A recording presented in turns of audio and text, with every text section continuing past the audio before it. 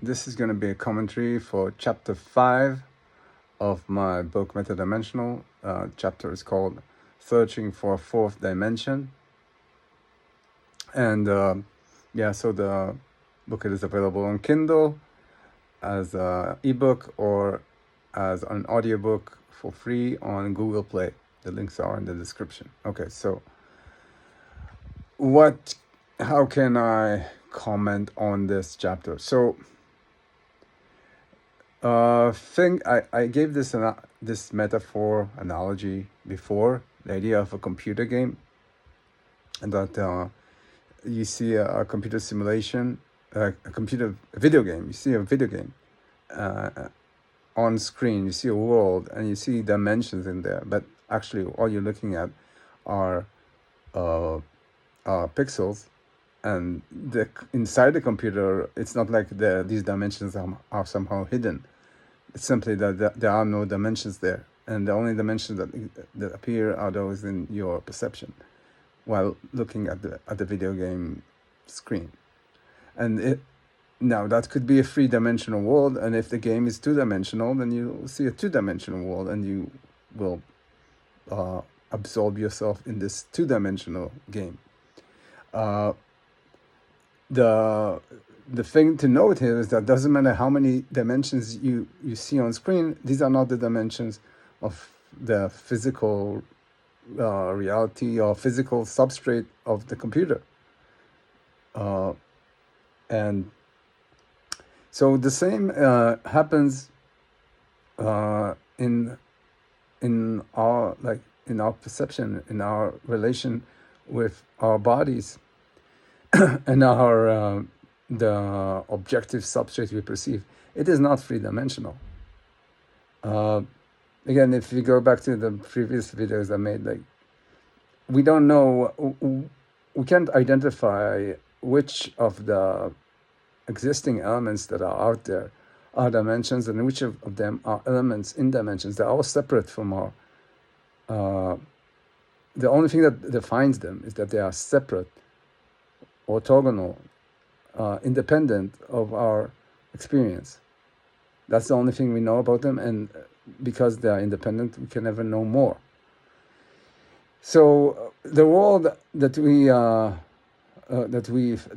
is outside, the external world, what is external to us, we don't know how many dimensions there are, possibly infinite. We perceive something that looks three-dimensional, but that's just from all the indications show that this is just something that experience requires. It requires a three-dimensional construct in order to understand things. But it's not that the experience itself is three-dimensional. That's not. It's compatible with three dimensions. Like, it understands things in three dimensions. It can enact them. It can follow the semantics of a three-dimensional world. But that doesn't mean that experience itself is three-dimensional. In experience, there is no it's one dimension. It's one element. And the things in it are itself. Like all the things that we perceive, the forms we perceive, these are all experience. So they are not three-dimensional for them. There are no dimensions there. So the question, therefore, becomes what is exactly is three-dimensional in this whole thing we call reality? Like, if the objective substrate is not three-dimensional, our perception is not three-dimensional because it's not dimensional. So what this thing about? So, and we have this interface between them that seems to be three-dimensional, but is it three-dimensional? Why? Why does it have to be three-dimensional? Because we assume it, because it's a naive assumption. Well, so there is no reason to assume that this interface between objective reality and experience, this wakeful physical world, is a three-dimensional interface. Actually, it doesn't. The more you think about it, it doesn't really seem like it can be a three-dimensional interface, because had that been the case, had that been a three-dimensional interface, then all we could perceive are disjoint forms, but all the forms are somehow combined. Well, this goes to the next chapter. So we can try to think of what could be what other dimensions could be there, but notice that the important thing about an interface between the objective subset of reality and us, and experience, is that it is an interface.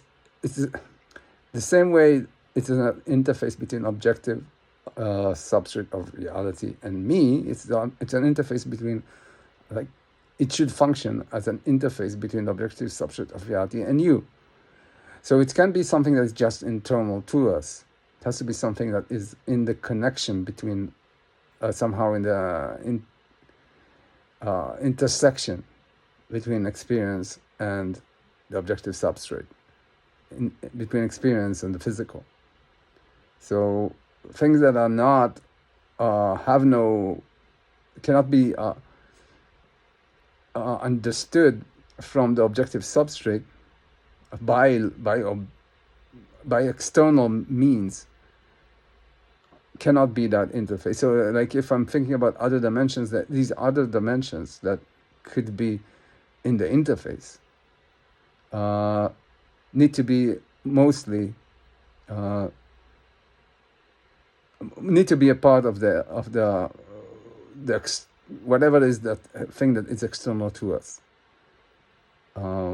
not something that is internal to us, not just a semantic understanding such as color or some kind of a understanding of physical processes and things like that. Okay, so this is what this chapter is about. Just trying to figure out what exactly is three-dimensional here, and is it three-dimensional, and what else, what can it be that is beyond the three dimensions, that is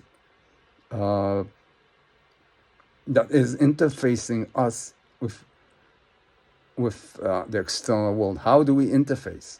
How many dimensions are there to the interface between us and physical reality, or objective substrate, or however you want to call it?